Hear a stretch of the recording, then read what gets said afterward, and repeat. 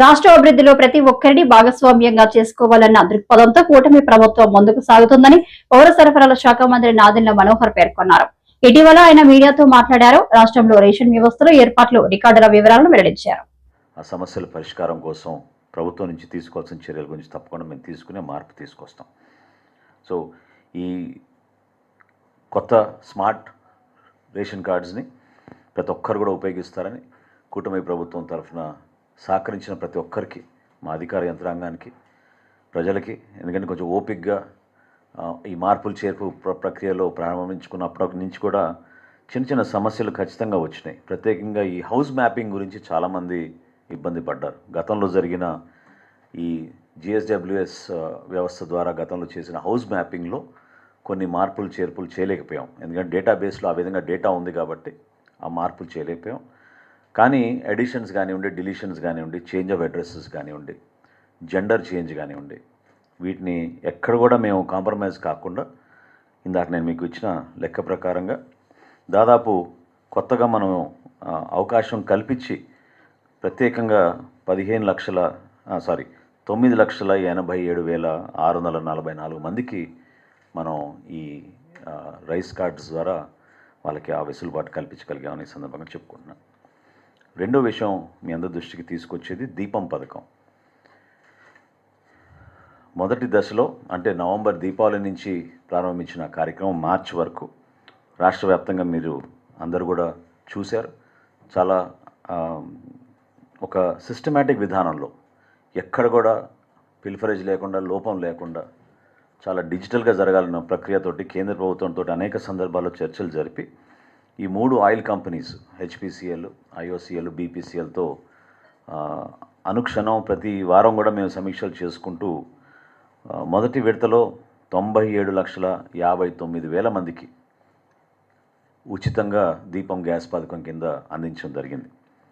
764 కోట్ల రూపాయలు మొదటి దశలో మనం రాష్ట్ర వ్యాప్తంగా బెనిఫిషరీస్ అందరికీ వారి ఖాతాలోకి జమ చేసాం. రెండో విడతలో ప్రస్తుతం జరుగుతోంది, ఇంకా 3 రోజులు ఉన్నాయి. రెండో విడతలో ఈ రోజు వరకు జరిగిన డెలివరీస్, గ్యాస్ సిలిండర్ డెలివరీస్ ఈ రోజు వరకు 93,46,000 మంది. ఇప్పుడు వరకు మేము అమౌంట్స్ క్రెడిట్ చేసింది వాళ్ళ ఖాతాలోకి 747 కోట్ల రూపాయలు. ఇంకొక 35 కోట్లు అడ్వాన్స్గా ఇంకా కంపెనీల దగ్గరే ఉంది. సో మీ అందరి ద్వారా నేను రిక్వెస్ట్ చేసేది ఏంటంటే, రాష్ట్ర వ్యాప్తంగా ఎవరైతే లబ్ధిదారులు ఉన్నారో దీపం 2 పథకం ద్వారా దయచేసి దాన్ని వినియోగించుకోమని, ఈ 3 రోజులు మీరు రెండో విడతలో కూడా ఆ సిలిండర్స్ తీసుకునే అవకాశం ఉంది కాబట్టి ఎవరైతే తీసుకోలేదో దయచేసి మీరు అందరూ కూడా దీపం 2 పథకం కింద ఇమీడియట్గా బుకింగ్ చేసుకునే డెలివరీ ప్రక్రియ 31వ తారీఖు లోపు చేసే విధంగా మీరు ఈ కార్యక్రమాన్ని ముందు తీసుకెళ్తారని మనస్ఫూర్తిగా కోరుకుంటూ, ఇందులో ఇంకొక కొత్త సంస్కరణ మేము తీసుకొచ్చాం మొట్టమొదటిసారి. అదేంటంటే, గౌరవ ముఖ్యమంత్రి గారి ఆలోచనల మేరకు డైరెక్ట్గా వాళ్ళ ఖాతాల్లోకి మన డబ్బులు జమ చేసే విధంగా ఒక ప్రక్రియ ప్రారంభించమని చెప్పారు. దానికి అనుకూలంగా ఎన్టీఆర్ జిల్లాలోను, కృష్ణా జిల్లాలోనూ ఒక పైలట్ ప్రాజెక్టుగా 4,281 లబ్ధిదారులను గుర్తించి పంజాబ్ నేషనల్ బ్యాంక్ ద్వారా మేము డిజిటల్ వాలెట్, అంటే డైరెక్ట్గా వాళ్ళ స్మార్ట్ ఫోన్ నుంచే పేమెంట్ జరిగేటట్టు ఈ గ్యాస్ ఏజెన్సీస్కి ఒక పైలట్ ప్రాజెక్ట్గా మేము భారతదేశంలో మొట్టమొదటిసారి మన డిపార్ట్మెంట్ నుంచి మనం ప్రారంభించాం. అది ఇప్పుడు వరకు సుమారు 30% మంది దాన్ని ఉపయోగించుకున్నారు. పూర్తి వివరాలు నేను మీకు అసంఖ్య చెప్తాను. 30% వరకు ఉపయోగించుకున్నారు. ఇంకా కొంతమంది యాప్ డౌన్లోడ్ చేసుకోలేకపోయారు వాళ్ళు.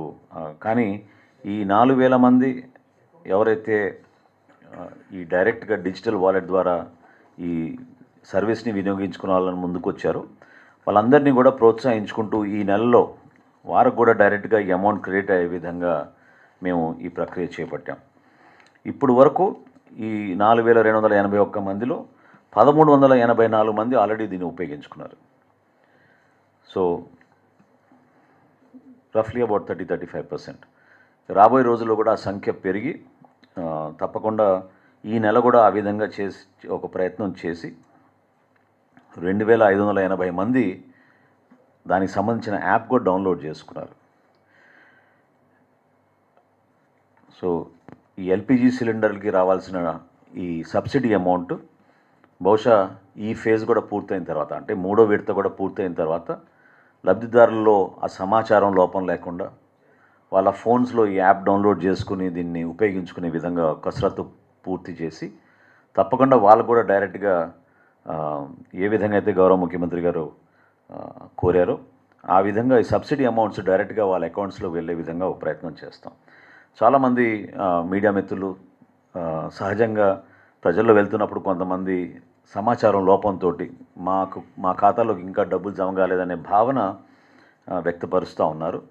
చాలా లోతుగా మేము దీనిపైన అధ్యయనం చేసాం. ఇది మీ అందరితో కూడా పంచుకోవాల్సిన అంశం. మాకు వచ్చిన సమాచారం ఎక్కడైతే ఈ 2 విడతల్లో కూడా మేము ప్రజలకి మరింత మెరుగైన ఆలోచనతో చేయాలని మేము చూసామో, నాన్ క్యాష్ ట్రాన్స్ఫరబుల్ అకౌంట్స్ కొంతమందికి ఉన్నాయి.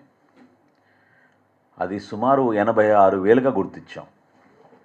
సో 86,000 మంది లబ్ధిదారులు ఎవరికైతే అర్హత ఉందో, కాకపోతే వాళ్ళ బ్యాంక్ అకౌంట్ సక్రమంగా